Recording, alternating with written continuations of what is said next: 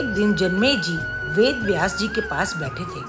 बातों ही बातों में जन्मेजय ने कुछ नाराजगी से वेद व्यास जी से कहा कि आप तो समर्थ थे, भगवान श्री कृष्ण समर्थ थे, भीष्म पितामह, गुरु द्रोणाचार्य, कुल गुरु कृपाचार्य, धर्मराज युधिष्ठिर जैसे महान लोग सभी उपस्थित थे, फिर भी आप लोग महाभारत के युद्ध को क्यों नहीं रोक सके?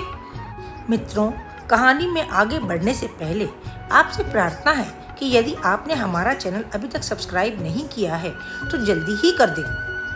ऐसी नई नई कहानियाँ और प्रेरणादायक कहानियों को जानने के लिए आप लाइक, शेयर और सब्सक्राइब कर दें। तो बढ़ते हैं आगे।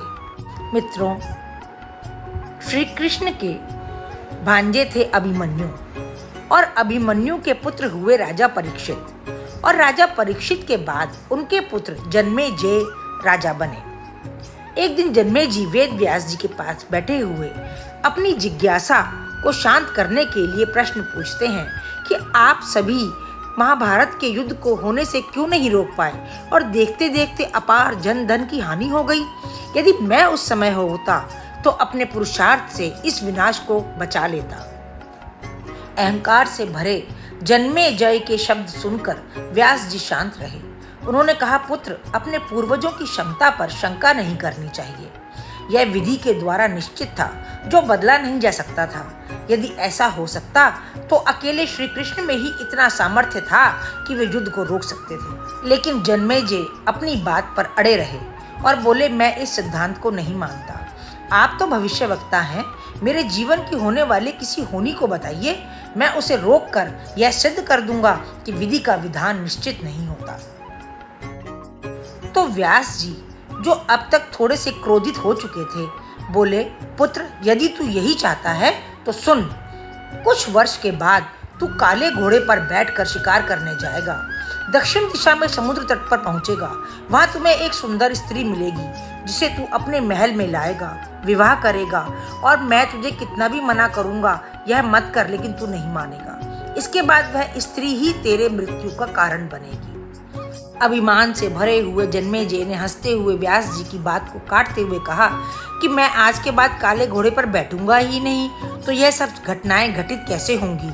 व्यास जी ने कहा, सुन, उस यज्ञ में एक ऐसी घटना भी घटित होगी कि तुम स्त्री के कहने पर युवा ब्राह्मणों को बुलाओगे और वह तुम्हें प्राण दंड देंगे। अब तू रोक सकता है तो रोक ले। वेद व्यास जी की बातों को अनसुना करके जन्मेजय ने कुछ सावधानी तो बरतनी शुरू कर दी और शिकार पर जाना छोड़ दिया। परंतु जब होनी का समय निकट आया तो उसे एक शिकार पर जाने के लिए व्याकुलता हो गई और सोचा कि काला घोड़ा नहीं लूंगा और सफेद घोड़े पर शिकार करने चला जाता हूँ। लेकिन देखिए होनी, उसे अस्तबल में उस दिन काला घोड़ा ही मिला। तब उसने सोचा कि चलो काला घोड़ा ले लेता हूँ, पर दक्षिण दिशा में नहीं जाऊंगा। परंतु घोड़ा थोड़ी ही देर बाद अनियंत्रित होकर दक्षिण दिशा की ओर सरपट दौड़ने लगा और समुद्र तट पर पहुंच गया। वहां पर उसने देखा कि किनारे पर एक सुंदरी स्त्री रो रही है। तब जन्मेजय उसके पास गया और कहा, कोई बात नहीं, इसकी सहायता कर देता हूँ और महल में ले जाता हूँ, लेकिन विवाह नहीं करूँगा। होनी कैसे बलवती होती है, कैसे घुमाती है, यह आप देख रहे हैं ना।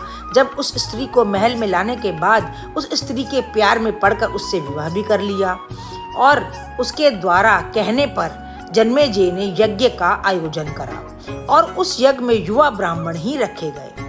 किसी बात पर युवा ब्राह्मण रानी पर हंसने लगे।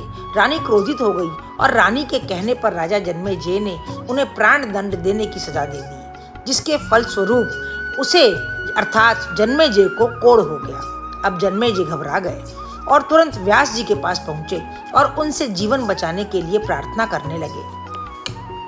वेद व्यास जी ने सारी बात सुनी और कहा, मैं तो पहले ही जानता था, फिर भी एक अंतिम अवसर तेरे प्राण बचाने का और देता हूँ। मैं तुझे महाभारत में हुई घटना का श्रवण कराऊंगा, जिसे तुझे श्रद्धा और विश्वास के साथ सुनना है। इससे तेरा क्रोध मिटता जाएगा। परंतु यदि किसी भी प्रसंग पर तूने अविश्वास किया, तर्क किया, तो मैं महाभारत का प्रसंग रोक दूंगा और फिर मैं भी तेरा जीवन कभी नहीं बचा पाऊंगा। याद रखना, अब यह तेरे पास अंतिम अवसर है। अब तक हुई घटनाओं को याद करके जन्मेजय ने सोचा कि जन्मेजय को व्यास जी की बातों पर पूर्ण विश्वास हो चुका था, इसलिए वह पूरी श्रद्धा के अनुसार कथा का श्रवण करने लगे।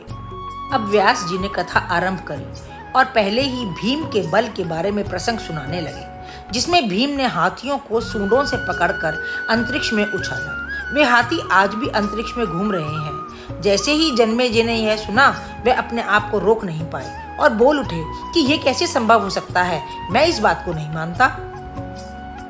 तुरंत ही व्यास जी ने महाभारत का प्रसंग रोक दिया और कहा कि पुत्र, मैंने तुझे कितना समझाया था कि अविश्वास मत करना, परंतु तुम अपने स्वभाव को नियंत्रित नहीं कर पाए, और यह होनी ही थी तो होनी के द्वारा निश्चित था। फिर व्यास जी ने अपने मंत्र शक्ति से आवाहन किया और वे हाथी पृथ्वी की आकर्षण शक्ति में आकर नीचे गिरने लगे। तब व्यास जी ने कहा, यह मेरी बात का प्रमाण है। और हुआ ये कि जितनी मात्रा में जन्मेजय ने श्रद्धा विश्वास से कथा सुनी थी, उतनी ही कुष्ठ रोग से मुक्त हो पाए, परंतु बाकी जितना रह गया था वह उसकी मृत्यु का कारण बना।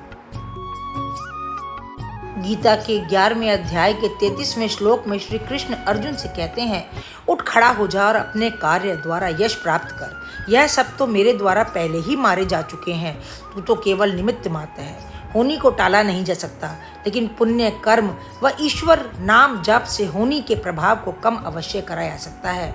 दोस्तों, पहले बनता है भाग्य, फिर बनता है शरीर। कर्म हमारे हाथ में है, लेकिन उसका फल हमारे हाथों में नहीं है। तो मित्रों, आज की कथा आपको कैसी लगी कमेंट बॉक्स में कमेंट करके ज़रूर बताइएगा।